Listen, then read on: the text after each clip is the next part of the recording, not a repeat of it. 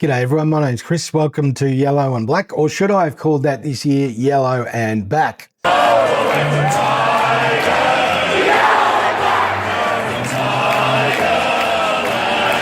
Well, finally it feels like footy is back. We had a little taste of State of Origin this week, and it was great to see Broady running around doing what Broady does in the back line, intercepting, clean with his kicking most of the time, played a really good game. It was great to see Bakes as well. Love him or hate him, he plays his usual uncompromising style of footy.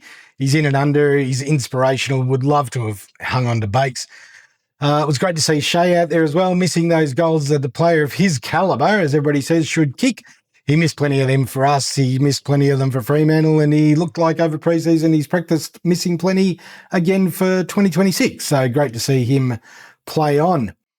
Also, a shout out to Jacob Waitering, who obviously got injured in the pre-season game. We don't want to see anybody injured, obviously, especially from our team, but great to see he has avoided serious injury.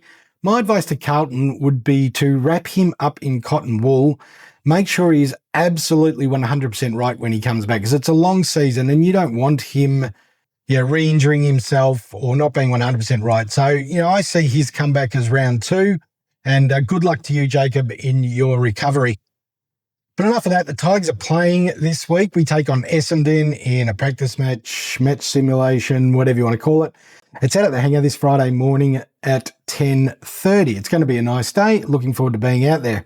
Good news too, we take great form into this match simulation. We've played 5 intra-club matches and we've won them all. And a lot of our players have looked above the level, which is outstanding in practice matches. In all seriousness, there's a lot more excitement this pre-season than there has been for the last couple. Track watchers seem to think that some of our players have taken genuine steps forward. We just need to temper that a little with seeing how that stacks up against other sides. And for that, I'm grateful that we're playing Essendon and then we're playing Melbourne, because they are 2 sides that should be around our position on the ladder. So it'll give us some genuine feedback as to where we are and where they are. Adam Uze has already said the kids will be on display during this game, that the senior players will play a quarter or 2, and that all the kids will get their opportunity before the Melbourne game, which will be more of a full dress rehearsal before the Carlton game in round 1. So it'll be great to see how the 2024 draftees have progressed over pre-season, and it'll be great to see how the 2025 draftees fit into the mix. And from what I understand, all 4 of them are absolutely flying. So that's exciting. I'll be at the game on Friday and I'll be bringing you a report from that game. It'll be very much a non-expert, extremely biased point of view. And we all see the game differently, right? So can you please let me know what your thoughts were as well? I can't wait to read some of the comments on how you reckon the Tigers went. I can't wait to see Cummings, Grill and Alger in particular in full flight. I reckon those 3 offer us real points of difference with their speed and their nous in the forward line, with Alger in particular.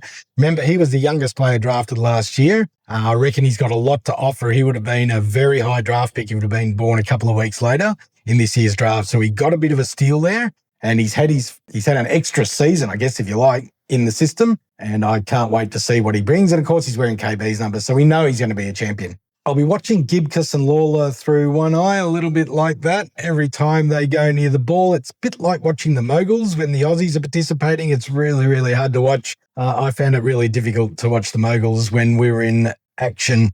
But today, let's discuss what we want to see as the key outcome from the 2026 pre-season. What's the one thing that you want to see come out of the 2 games against Essendon and Melbourne?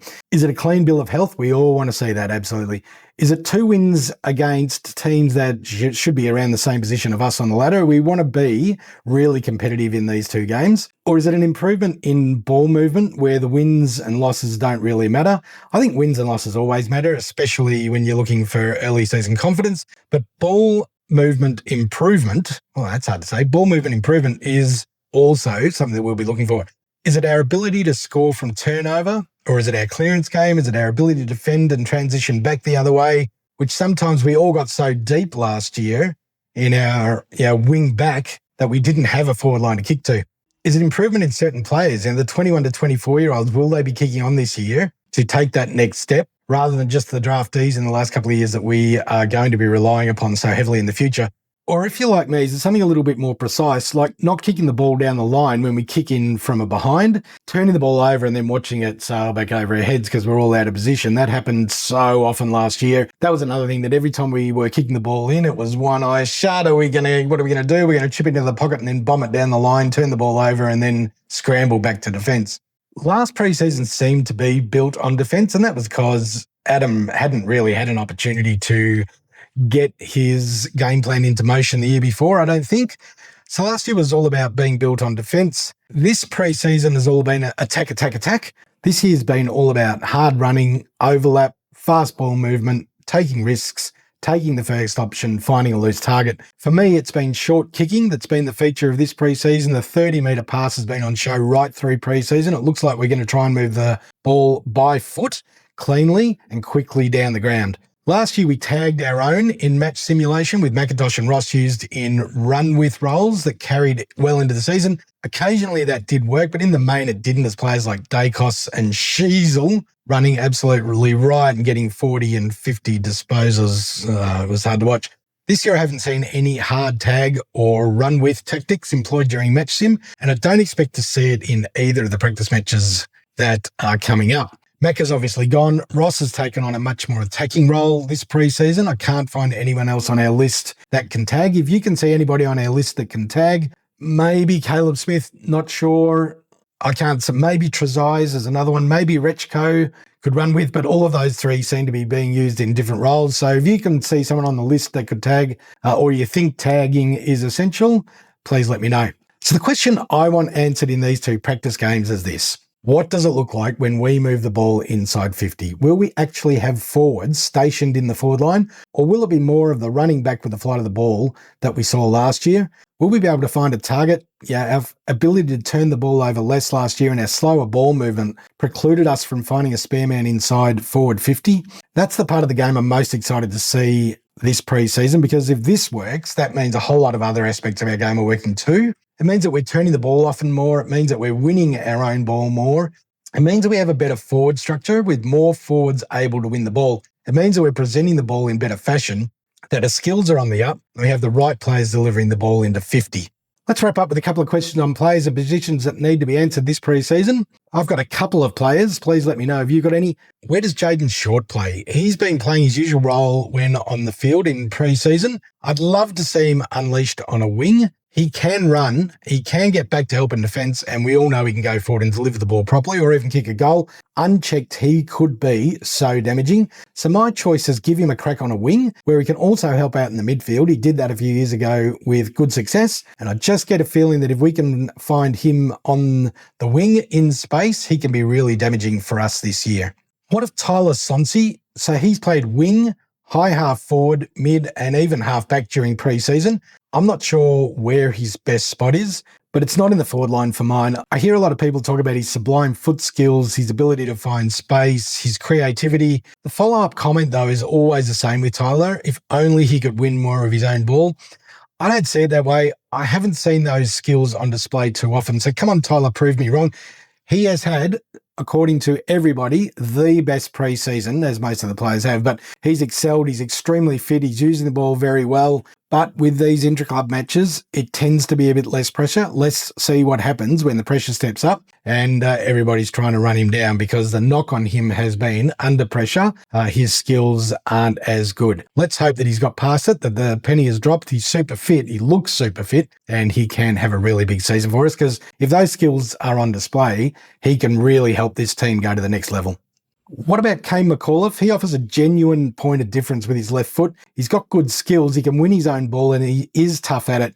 If his body holds up, I can see him in our engine room quite a bit this year. He looked a bit heavy last year, as in he'd bulked up. He looks trimmer and a bit nimbler this year. If his quads can hold up, it could be a massive year for Kane. And people do say when you do bulk up, put on a lot of muscle, the quads can be the bit that struggle, especially in that engine room. This year, if he can just get a clean run at it, no quad issues, 23 games, I think by the end of the year, he can be in our starting 18 and adding something, a real point of difference to our team, and be a really, really big contributor. Taranto forward, I like it. He came to Richmond to get out of the forward line pigeonhole, but he might find himself back there at the end of the day. There's a new need in footy, and that is the need for speed. We can't keep moving forward to the midfield that includes Taranto, Hopper and Prestia. It's great to see that the club has recognised that. And while they will continue to be the main characters, it's great to see the club recognise that they need to make an adjustment. I'm not sure what this means for Hopper. Maybe less minutes, maybe a wing. He's been used mainly in the middle, a little bit on halfback,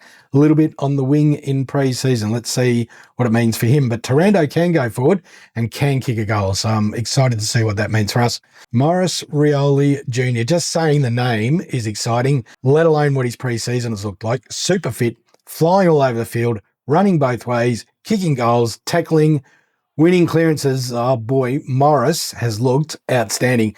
Just start him in the middle, let the carnage loose, just like the old days, eh, Morris? Just get at it. I can't wait to see what Morris brings this year. If he has 2 massive pre-season games, lock him in.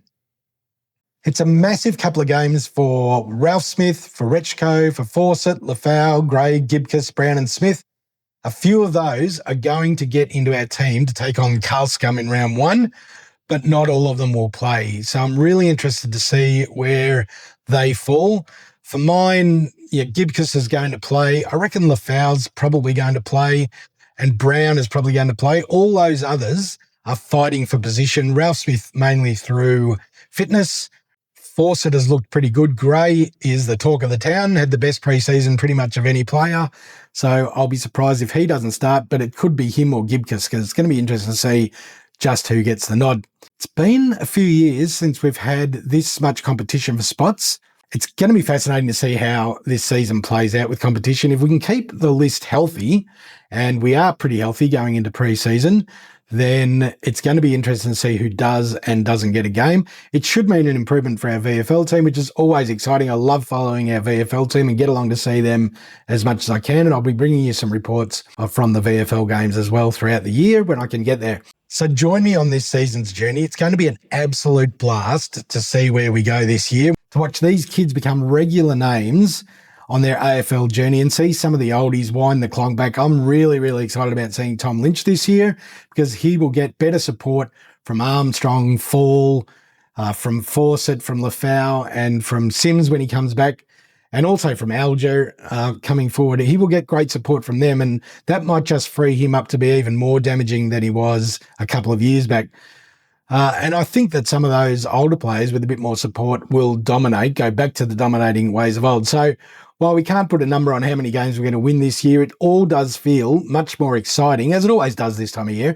So all I can say is go Tigers. Join me on the journey. I'll get videos out 3 or 4 times a week. I can't wait to bring you a report from Friday, and we'll have another quick catch up before then. Thanks, everyone. See you later.